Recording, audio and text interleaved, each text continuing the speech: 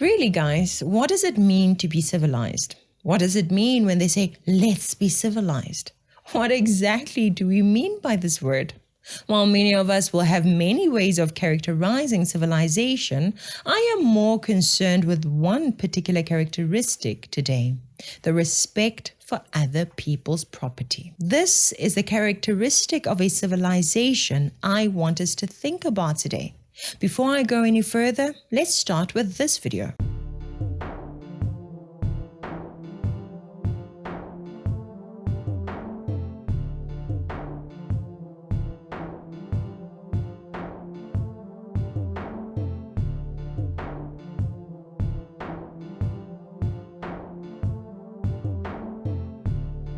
To me, one of the easiest ways to see how civilized we are is through our behavior whenever we see other people in a compromised situation. How we conduct ourselves when we see unsecured property that does not belong to us. For example, if we see a car that has had an accident and we notice that there is a wallet with several R100 notes inside it, how do we conduct ourselves?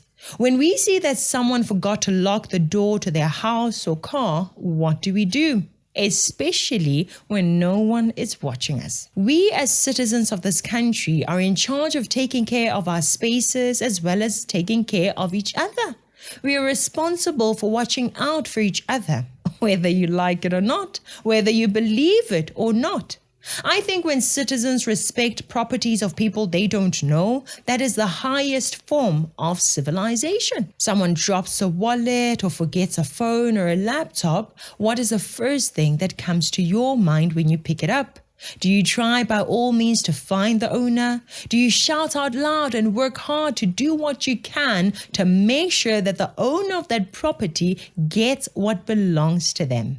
Or, as soon as you see the phone, you immediately look for the power button. Over and over again, we hear of the stories. I lost my phone, I called it, it rang, went off, never to ring again. Imagine trying to run a business. You have an accident and all of your goods are still safe and unbroken. Only the truck went off the road. The driver might be injured, but hey, the goods are safe. Well, they are safe until our people see that truck. Instead of coming to assist, their mind goes to, how can I benefit from this person's ordeal? Instead of helping the truck driver, they help themselves to your stuff. They start looting the goods.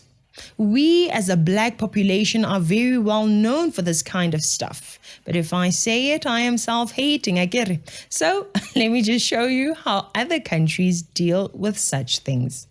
Here is a only in Singapore story that happened to my partner last night. He was flying back through Changi and had just been in duty free buying one of our friends a present. And in his mad haste, he ended up leaving the bag on a bollard in the arrivals pickup area. And my partner thought it was long gone, but I had a look online and realized that you could just mark an item as missing.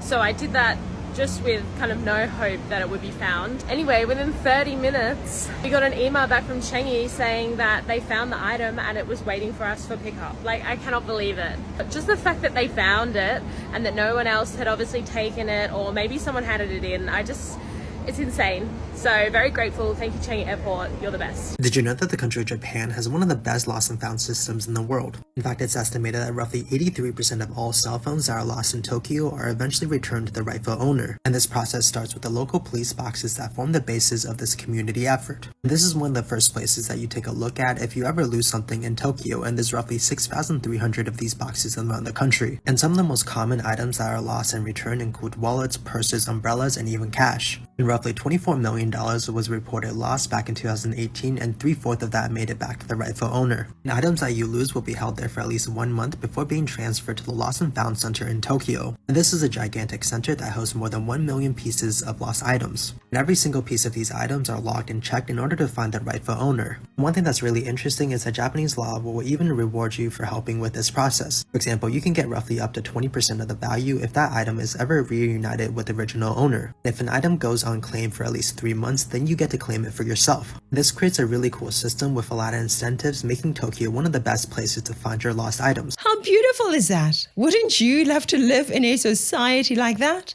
What if I told you that we as South Africa can change and become like that?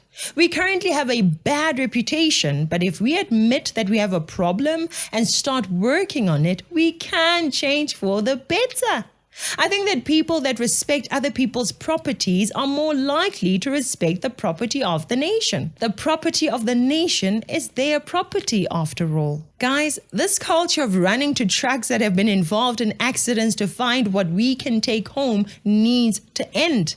We are a nation full of thieves. You are a thief if you think that just because I dropped my phone, it is up for grabs.